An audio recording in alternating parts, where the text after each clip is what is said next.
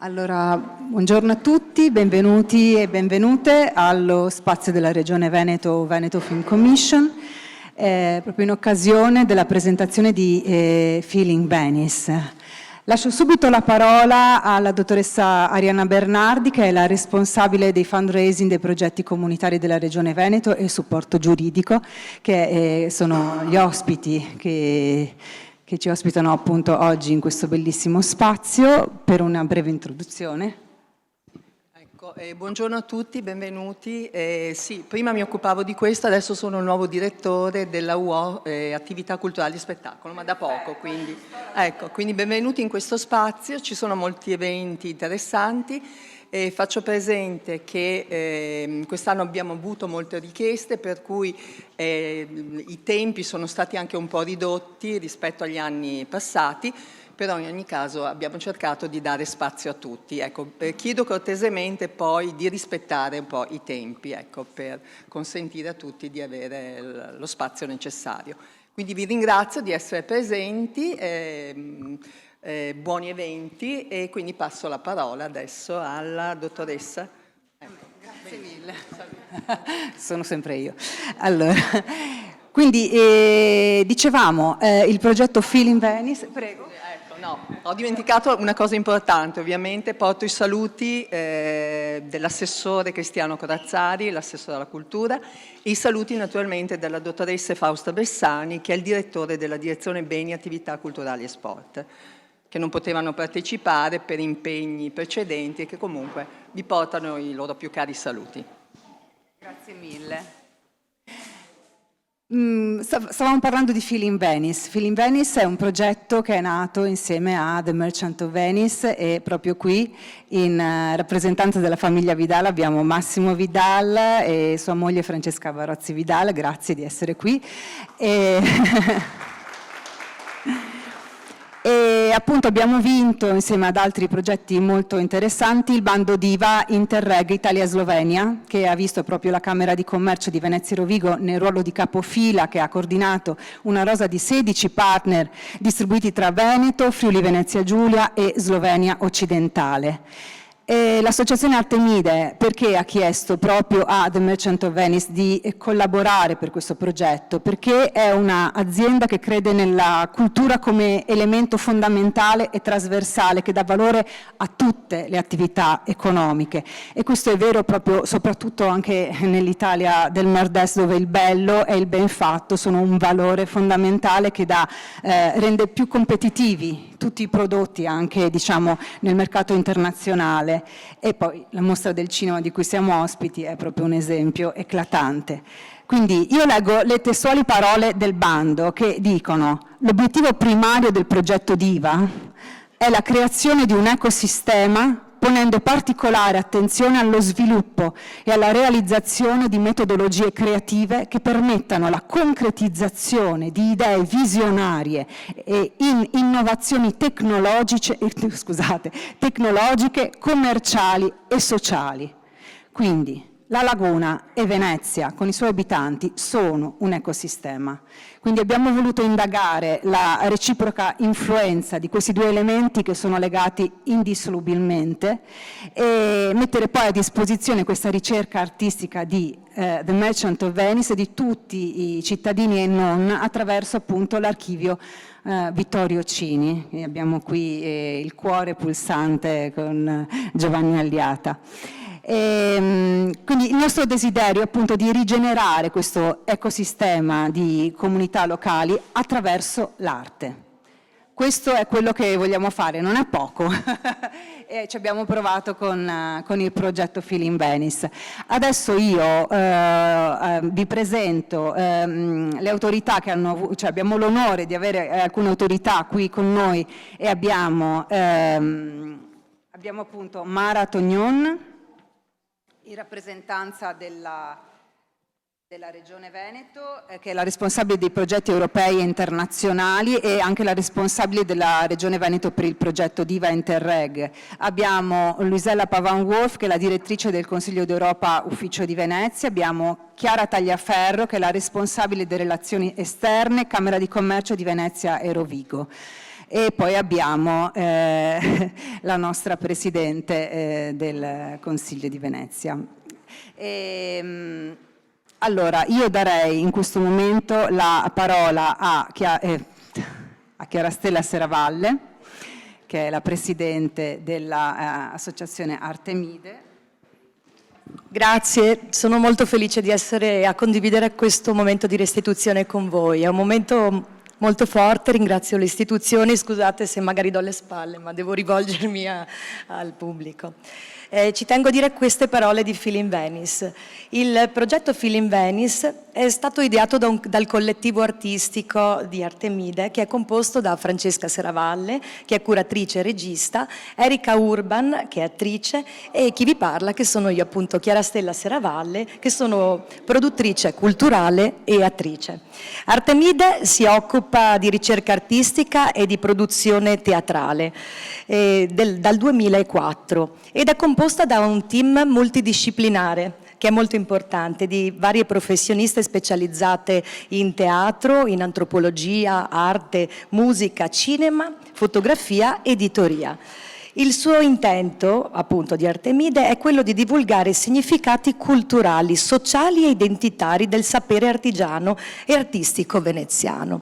Infatti, tutti i nostri progetti hanno a che vedere con il teatro, che è il nostro punto di partenza, in continuità con i progetti e gli spettacoli che abbiamo realizzato, appunto, al Teatro Goldoni, come La Donna del Fuoco, Marietta Barovier, pioniera delle perle veneziane, che è stato anche un importante output del progetto, e il Donne sul filo del merletto, che è un progetto che abbiamo fatto a sostegno del merletto ad Ago di Burano.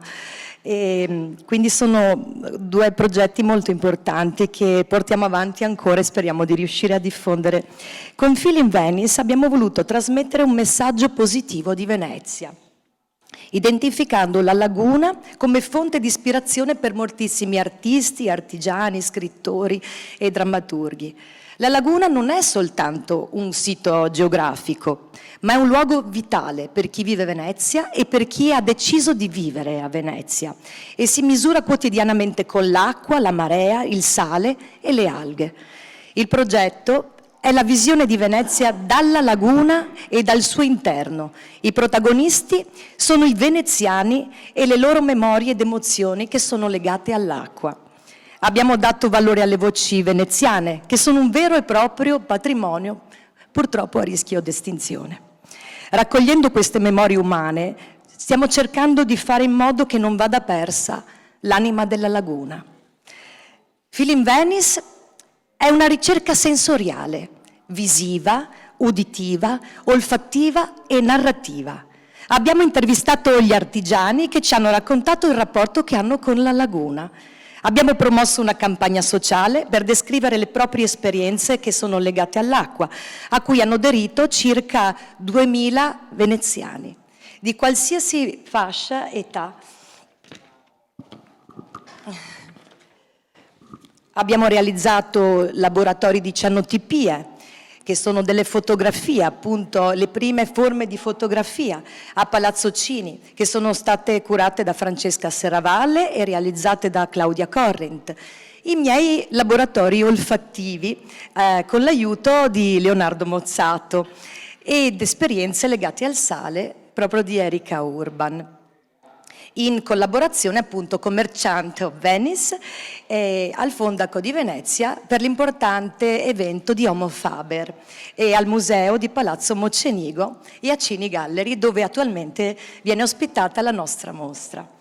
E tutto questo per costituire l'archivio del patrimonio immateriale della laguna, che ha trovato proprio casa all'archivio Vittorio Cini. È curato da Francesca Serravalle, che è qui a fianco con me, le voci sono di Erika Urban, sono mie, e riflessioni del paesaggio sonoro lagunare che sono state appunto pensate, rappresentate dall'antropologa Claudia Cottica.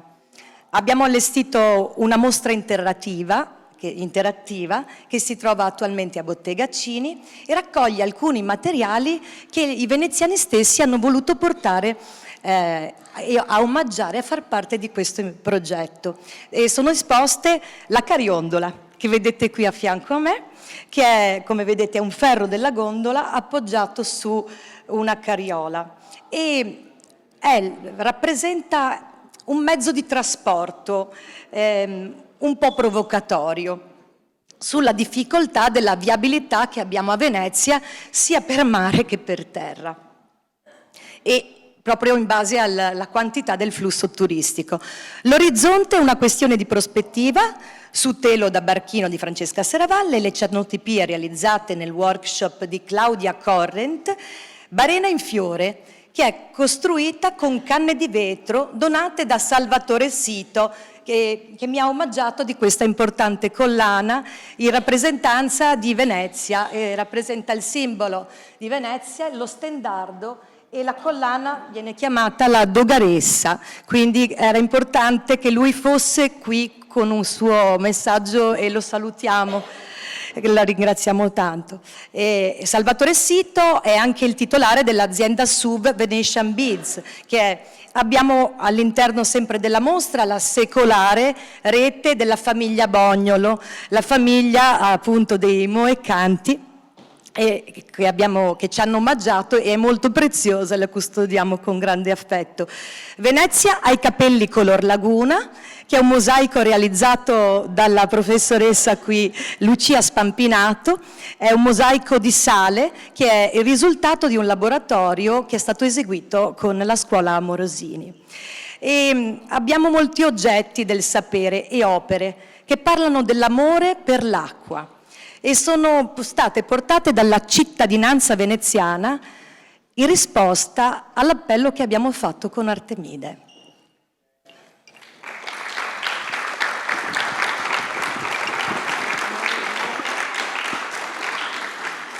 Ecco, adesso direi che è il momento di vedere il video.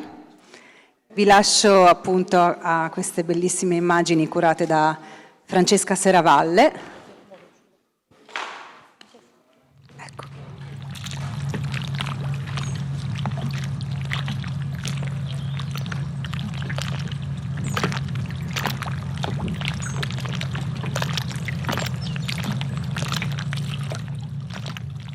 Era il 15 agosto del 1943. Andavamo in vacanza agli Alberoni. Eravamo sulla motonave. 2 aerei nemici ci hanno mitragliato e mio papà è stato ferito ad un polpaccio. Ci hanno fatti salire in una peata per arrivare alla riva del Lido. Ricordo la paura di cadere in acqua. A questo profumo di salso, per volte di alghe, per volte un po' di alghe marce, ma tutti dei profumi che entrano nel nostro intimo, no? Zelalba, Caighetto e Seca de Bonora, el canal Saddam Marsin. Metti a bordo furco e i remi, sistema il parecchio da pesca, siamo giusti. Qua dosana seconda, andemo ai vignoe a far corboe, poi buttemmo il ferro all'ai del forte. Speremo de ciappar. Comunque, se consoiremo con una saltada de peoce e do spaghi coi caparossoi dai tedeschi. Qua panza piena, aspettiamo che il crescente ciappaffia e torniamo a casa a seconda. Non ne piace far fatica. Una volta in Baccagna in fondo c'era un punto dove in acqua c'erano tutte le brombole e puzzava. E io non so se era un buco sul metanodotto, so che piantava un palo per terra e aveva attaccato una valvola del gas alla fine e ci facevamo il caffè su sto palo impiantato in acqua e o cucinavano le vongole sulla padellina. L'altro anno durante il lockdown c'era a Torceo e non c'era onde, niente, e a sera sono tornato a casa a Venezia verso il tramonto e qua a San Pierotta e non c'era nessuno e quindi ti sentavi anche, ti sentavi così e lì vedevo la luna così. Mio papà mi ha raccontato tante volte che alle Zattere ha fatto una scommessa, aveva 20 anni, con un signore che non ce l'avrebbe fatta a nuotare dalle Zattere fino alla Giudecca in meno di 10 minuti. Mio papà ce l'ha fatta e si è portato a casa 500 lire. La laguna sono le sue isole. Cioè, ad esempio, ciò che resta della Madonna del Monte, che mi scuote il sentimento oceanico quando ci passo in vaporetto. Mi piace, ad esempio, mettere le mani nel fango, trovare pipe in terracotta, ceramiche dei Foscari, monete dei Dogi, mosaici di Torcello. Ma abbiamo l'alba e abbiamo anche il tramonto. Il suono del Caigo è quello della campana del Caigo, che segnala gli attraversamenti ortogonali dei canali di grande navigazione, e a Campana del Caigo rappresenta un punto fermo, un punto di sicurezza e ti mette in pace.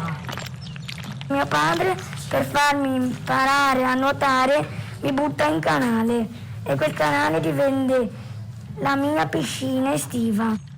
Negli anni 50, a 8 anni, assieme al papà con un sandalo a 3 remi, andavo dall'isola di Mazzorbo fino al Bacan, di fronte all'isola di Sant'Erasmo, e con una rete pescavo. Poi, con il pescato dentro una cassetta di legno, sempre remando, andavo fino al Lido per vendere il pesce fresco porta a porta. Grande la scommenzera, finisci in laguna e nel canale della Giudecca anche. Ce n'è innamorata io della laguna. L'ho scoperto questo con il Covid. Diciamo, i poliziotti che giravano perché non bisognava andare fuori di casa e lì non mi vedevano. Ma io passo ore in giro da sola in barca a guardare i tetti dei palazzi sotto acqua. Cioè, è spaziale. La mia bisnonna, che cantava nel coro del teatro La Fenice, durante la notte del Redentore si trovava nella famosa galleggiante veneziana. Questo pontone illuminato e deccamente addobbato allietava con stupenda musica tutto il bacino di San Marco. Quando che mi sono arrivato adesso, quando sono in cerca, finché ho trovato una toppa vecchia, grande, di legno. E quando che sono andato a comprarla, la prima roba che ho fatto, mi sono messo così sui poggioli e sono andato a nasare e legno sotto. E me sta roba qua mi ha fatto e mi ha fatto un bel chips qua dentro. Io, da che ho cominciato a lavorare, ho sempre fatto una roba a fine stagione, trovarmi via tutta la stanchezza dei mesi caldi dell'estate. Trovare una giornata che non sia né tanto bella né tanto brutta, però che sia il Mar Grosso. E ha veramente l'acqua teava.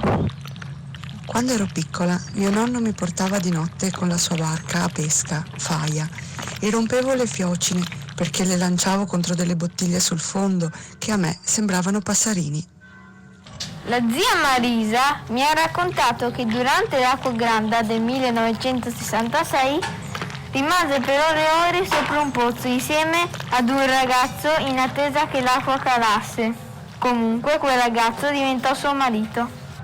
Ricordo una notte in barca con un paio di amici, il ritorno da Pellestrina, e dei pesci volanti che saltavano da una parte all'altra della barca, producendo goccioline d'acqua argentate, illuminate dalla luna, e una sensazione di felicità.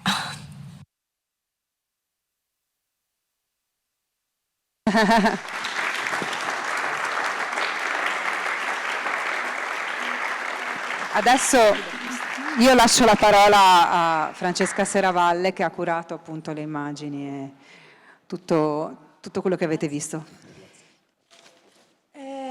Buongiorno a tutti, spero che queste visioni vi abbiano creato immaginazione. Rappresentare Venezia è molto difficile perché ci sono tantissimi cliché e quindi ho cercato di rappresentarla a modo mio, con tutte le suggestioni che può darla attraverso i riflessi, eccetera, e cercando di scomporre Venezia in campiture cromatiche, dando un'immagine sempre diversa dell'acqua e della laguna. E quindi ho composto questi frammenti assieme a degli audio di persone che hanno partecipato, di veneziani. Secondo me cioè la cosa più interessante e più piacevole è stato diventare un po' custode di tutti questi racconti di persone, e ho cercato di dare un'immagine che nessuno dà di Venezia, perché sono proprio i veneziani che parlano così, e difficilmente veneziane e donne rappresentano anche la loro città.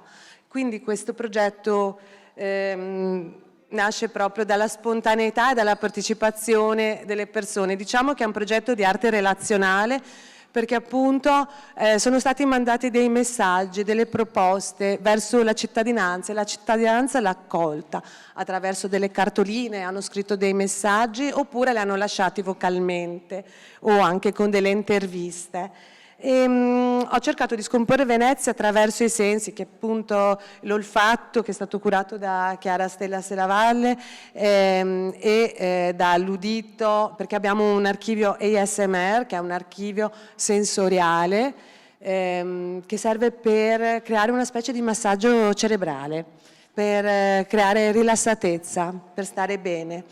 E questo archivio è stato custodito all'archivio Vittorio Cini, per cui siamo molto grati a Giovanni Aliata, e attualmente si può vedere in Bottega Cini.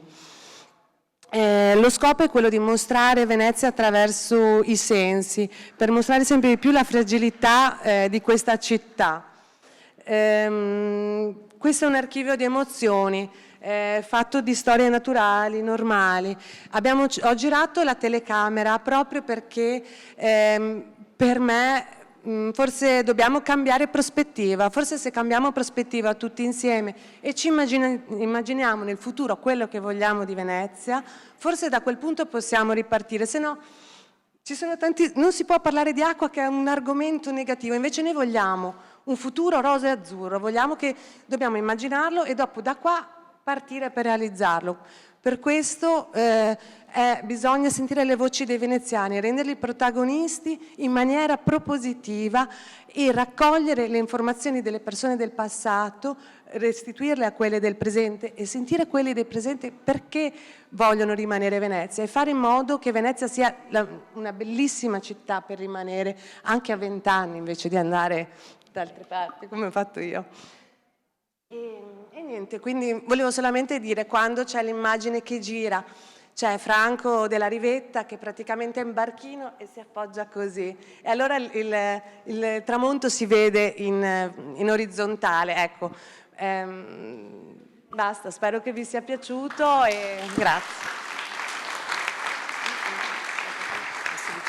Bene, adesso ho il piacere, non so se stia funzionando, questo forse no. Vuoi, tieni? Sicuramente. Okay. Eccomi. Ho il piacere di dare la parola appunto alle nostre ospiti, e tra l'altro per darvi degli assaggi dell'archivio del paesaggio sonoro veneziano che abbiamo raccolto. Gli interventi saranno scanditi proprio da campane, campanelli, sirene, gabbiani, fuochi d'artificio. La prima a cui do la parola è appunto Mara Tognon, responsabile progetti europei e internazionali, che è anche appunto la responsabile del progetto Diva Interreg. Grazie. Che dire se non che soddisfazione. Io mi occupo, come ha detto giustamente Erika, dei progetti europei e internazionali e sono la referente per la regione del progetto Diva.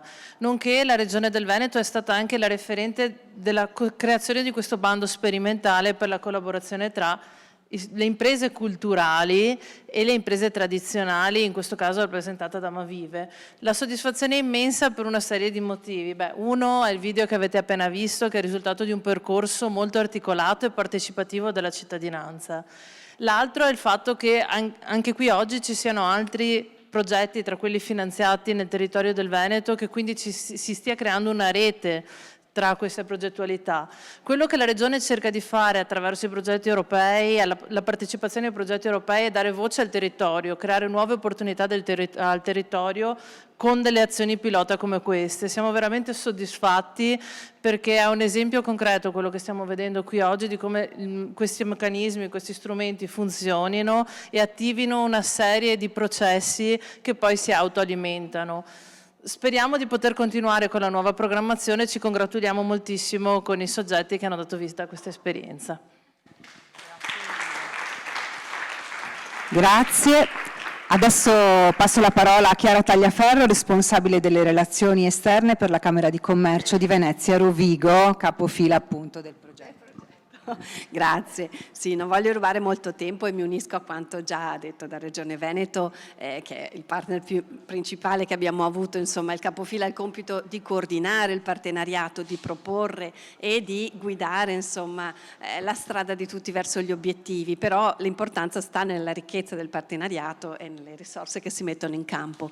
E qui tutti sono stati pionieri. In qualche modo la Camera già aveva lavorato con i primi bandi nel 2010 cercando di unire imprese tradizionali e imprese creative, però veramente il bando Diva ha offerto un'opportunità diversa, innanzitutto mettendosi assieme con chi è un po' più avanti, perché bisogna anche ammettere quando si trova magari una regione inaspettatamente più organizzata sul fronte di un settore economico, perché la Slovenia ha già un registro ufficiale per le imprese creative e culturali. Qui da noi, se io penso in termini di registro imprese, c'è l'infinità dei codici Ateco che possono, o si riduce stereotipatamente a pochi codici Ateco, in realtà la creatività è un driver trasversale anche nelle imprese tradizionali e diventa, ne è esempio Mavive, che per prima ha collaborato anche proprio sul fronte della cultura col Museo del Profumo, no, a Venezia. Merchant on Venice di nuovo ha accettato la sfida, ha partecipato al bando, con Artemide è nato un bel progetto e sì che questo fa la differenza nella competitività delle imprese nostre, soprattutto a nord-est. Giustamente Erika Urban parlava del bello e ben fatto, e questa è la nostra ricchezza, il valore simbolico dei prodotti, dei servizi che si uniscono ed arrivano al cliente o all'utente o a chi gode dell'offerta culturale, perché c'è questa percezione di territorio, percezione di una cultura che viaggia insieme al prodotto o al servizio offerto. E su questo Merchant of Venice va detto che anche con le nuove linee, insomma, Sell, mi pare che ce ne sia una sul sale, insomma, cioè interpreta molto Venezia, giustamente, è un po' portavoce di Venezia nel mondo perché è una bella impresa internazionalizzata con molti store. Per cui questo è un po' uno dei filoni nuovi sui quali lavorano le Camere di Commercio dal 2016. C'è stata una riforma che ha messo in primo piano alcuni settori che erano un po' marginali dentro questo acronimo Camera di Commercio, Industria, Agricoltura, Artigianato. E dove sta tutto il mondo nuovo? Dove sta l'innovazione? L'innovazione è trasversale e la cultura è di casa, in Italia, nel Veneto e a Venezia soprattutto. Quindi non rubo altro tempo, se volete vedere i progetti pilota del Veneto, creativehub.eu, quindi c'è un sottosito, perché c'è il sito ufficiale Diva, però i 7 progetti finanziati in Veneto, tra cui Feel in Venice, sono in questo sito creativehub.eu, dove c'è anche la mappatura, che è molto interessante, è stata prodotta dal partenariato e permette di capire dove lavorare, insomma, quindi ci si tornerà sicuramente con i partner su questi temi. C'è molto da fare. Grazie. Grazie a te, Chiara. Passo la parola a Lisella Pavan-Wolf, direttrice del Consiglio d'Europa, Ufficio di Venezia. Grazie, buongiorno a tutte e a tutti. Noi collaboriamo da anni con Artemide, soprattutto sulla tematica dei diritti delle donne, ma più in generale sui diritti fondamentali. E i diritti culturali il Consiglio d'Europa li vede veramente come diritti di ogni essere umano. E vediamo anche il patrimonio culturale dal punto di vista identitario, quindi dal punto di vista del legame tra popolazioni e comunità e la loro eredità culturale. E di questo ci parla Feel in Venice in un modo molto, molto bello, molto sensibile, molto, molto poetico. È anche un progetto interessante, è già stato detto, di partecipazione cittadina, che ci parla del legame profondo che hanno i veneziani con questa civiltà anfibia assolutamente unica, che è la civiltà di Venezia. 2000 interviste non sono poche, l'analisi che è stata fatta è una bella analisi attenta e sensibile, e questo progetto ci interroga sul presente di Venezia, ma anche sul futuro di questa città così bella ma anche così fragile. Quindi grazie veramente alle autrici e grazie alle autorità che hanno finanziato questa bella esperienza. Grazie mille. Lascio la parola a Ermelinda Damiano, Presidente del Consiglio Comunale di Venezia. Grazie Erika, buongiorno a tutti. È stato già detto molto. Devo dire che quello di Feeling Venice è un progetto davvero non solo ambizioso, perché c'è un grandissimo lavoro dietro, ma anche molto originale e innovativo. Credo si parli ancora troppo poco di questo legame tra i veneziani e la laguna, e d'altra parte Venezia non sarebbe Venezia senza la sua laguna, ma non sarebbe Venezia senza i suoi abitanti e i veneziani, perché siamo abituati a pensare a una città fatta di monumenti, di palazzi, e poco a volte ci soffermiamo invece sulle persone. Sono coloro che hanno fatto Venezia grande nel mondo. Io in particolare voglio soffermarmi sulla parte dedicata all'artigianalità, perché con Artemide abbiamo seguito molti progetti. Chiarastella è emozionata e lo sono anch'io. I progetti UNESCO di candidatura per le perle di vetro che abbiamo visto andare a buon fine anche grazie al grande lavoro che avete fatto. Chiarastella ha parlato di questa donna, Marietta Barovier, che è stata la prima donna imprenditrice nel mondo. Non è da poco, a volte ci dimentichiamo di quanto le donne abbiano fatto grande questa città. Marietta Barovier e non solo. Abbiamo anche la donna prima laureata al mondo, Elena Lucrezia Cornaro Piscopia, ma abbiamo parlato anche di Merletto. La candidatura del Merletto, io tengo a sottolineare, è ancora in corso, c'è ancora un grande lavoro da fare. È un percorso che abbiamo avviato insieme ai musei civici, insieme a tante comunità italiane fatte di merlettaie, ne vedo qui anche in sala. È un patrimonio unico, un patrimonio che noi come istituzioni insieme a voi abbiamo davvero il dovere, l'obbligo di valorizzare, di tutelare, ma soprattutto di trasmettere alle future generazioni. Allora in questo progetto, ha detto bene la direttrice Pavan Wolf, si guarda a Venezia nel suo passato ma si proietta verso un futuro. Cosa sarà Venezia? Ecco, è nelle nostre mani, nelle mani di tutti noi, e quindi credo che questi progetti debbano non solo essere accolti con grande favore, perché è vero, si parla di Venezia in una chiave molto positiva e anche questo non è scontato.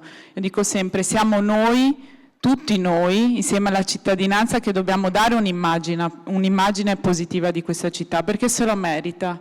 Venezia è unica al mondo, Venezia è amata da tutto il mondo, e se è stata così grande è proprio merito delle persone che l'hanno amata così tanto. Quindi un grande ringraziamento a Chiarastella, a tutto lo staff, a tutti coloro che hanno reso possibile questo progetto, e davvero invito non solo la stampa ma tutta la cittadinanza a seguirlo, andare a vedere ancora la mostra che è in corso e a godersi questa esperienza che è sensoriale, è vero, dà emozioni, anche ad occhi chiusi si può capire quello che è Venezia nella sua unicità.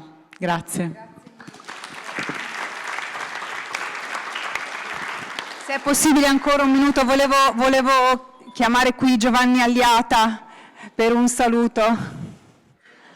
È appunto il responsabile, l'anima dell'archivio, Giorgio Cini. Grazie. Sì, gli spunti sono moltissimi, e devo dire, questa scommessa che abbiamo fatto assieme a Merchant of Venice, ma assieme anche al Museum, oltre che l'archivio Vittorio Cini, su Bottega Cini e su quella location molto particolare, ha un profondo significato. Sono venuti fuori già adesso una serie di tematiche, una è quella sulla cultura materiale, e quindi ci deve essere una presenza fisica, un momento di riconoscimento. Vedo lì questa cariondola, cosa ha significato portarla a San Vio per portarla anche qui al Lido, e quindi ci sono questi aspetti di cultura materiale, tra l'altro da preservare, e alcuni dei quali virtuali grandemente a rischio. Adesso, troppo si allargherebbe il discorso dal merletto al vetro e alla concorrenza della globalizzazione, che rischia proprio di mettere completamente fuori mercato queste esperienze, e abbiamo grosse difficoltà nel riuscire anche evidentemente a commercializzare l'artigianato di qualità. Comunque in Bottega Cini abbiamo tantissime di queste realtà, abbiamo una lista Convento in Pilaressa, piuttosto che non la storia del profumo, che non è solo profumo oggi, è un certo modo di fare profumo oggi, ma è la tradizione dalle mude veneziane del 200, e quindi tutto il discorso di Merchant of Venice, che è estremamente interessante. Per quanto riguarda la parte Vittorio Cini, la realtà, vedo qui Stefano Bergonzini con Museum, lavoriamo da molti anni sul lavoro di archivio, perché l'archivio digitale è fondamentale. Per quante migliaia di persone o centinaia possano passare a vivere una esperienza fisica, un'esperienza immersiva in un luogo, rimane il problema della comunicazione assoluta. Infatti ho visto questo sito, mi pare molto bello, quello della Regione, a proposito dei progetti che sono stati finanziati, fatto molto bene. Quindi il nostro impegno va avanti, oltre che sullo spazio fisico, anche sullo spazio virtuale, e quindi andiamo avanti per Vittorio Cini, esperienza che ha significato la Venezia del Novecento. Siamo qui al cinema al Lido e sappiamo negli anni 30 il gruppo veneziano e Giuseppe Volpi quello che ha significato. Una piccolissima, minima notazione su una presenza femminile sempre di famiglia, e che era Lida Borelli, la grande attrice di teatro e poi anche di cinema, a cui abbiamo dato ampio spazio, mostre eccetera, ed è una di quelle presenze, Lida Borelli, che vorremmo far vivere proprio anche nel contesto Cini, dell'archivio Cini e di Bottega Cini. Quindi qua saremo di nuovo, quindi venite a San Vio non solo per vedere i prodotti, ma anche per respirare delle atmosfere. Galleria di Palazzo Cini, Museo di Palazzo Cini, bellissima la collezione, è una sinergia stupenda. Grazie di avermi invitato. Grazie a voi, grazie a tutti, buona giornata. Possiamo andare? Sì. Grazie, la Regione, tutti i presenti, le istituzioni, tutti. Soprattutto i veneziani, le aziende artigiane, i saperi dei veneziani, diciamo degli artigiani, che noi cerchiamo in tutte le maniere di fare una sinergia per portare avanti con gli enti che avete sentito queste importanti iniziative. Il bello, bisogna capirlo perché c'è chi lo fa con le mani.